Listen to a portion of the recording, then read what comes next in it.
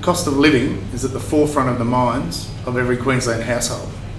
Cost of living is determined as the amount of money required to cover basic expenses such as housing, food, taxes and healthcare at a certain place and time.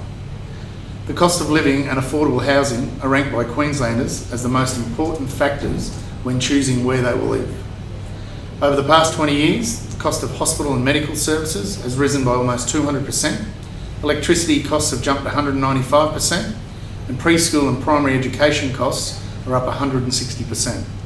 The Australian Institute of Health and Welfare data shows that our region has one of the lowest uptakes of health insurance in the country, with just 52% of people insured. Through innovation and government intervention, some household staples have reduced in price, but overall wage growth has not matched cost of living pressures. The Fraser Coast has a population of 106,000, living in 48,000 dwellings. Over the past decade, Hervey Bay has been one of the fastest growing cities in Australia, which places extra growing pains on community and social infrastructure. While a naturally beautiful and safe place to live, the Fraser Coast has ingrained historical challenges, including higher than state and national unemployment, and currently every one in four of our youth looking for work remains unemployed. Our health and education standards are lower than our neighbours, and our average weekly income remains among the lowest in the state. The COVID-19 global pandemic has taken a further toll on cost of living, with large downturns in disposable income and business spending. The latest reports show cost of living in Australia remains 8% lower than the United States. In 2018, the Fraser Coast had a median house value of $304,000. That's $150,000 lower than the median house valuation for the rest of Queensland. The Fraser Coast Social Plan is dedicated to investigating ways in which we can reduce the cost of living.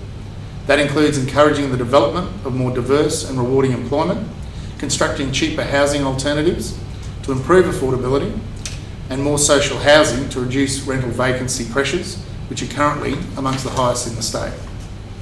Other suggestions have included development of a food and health hub with community gardens to help feed the vulnerable, and hacker spaces to better engage and unite our youth.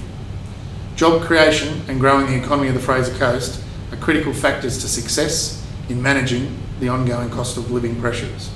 Investment by government and private enterprise in new job creating infrastructure, such as the munitions factory and train building capabilities in Maryborough, growing tourism in Hervey Bay, and ensuring our students are equipped with the changing skill sets required by our employers now and into the future, go hand in hand with success.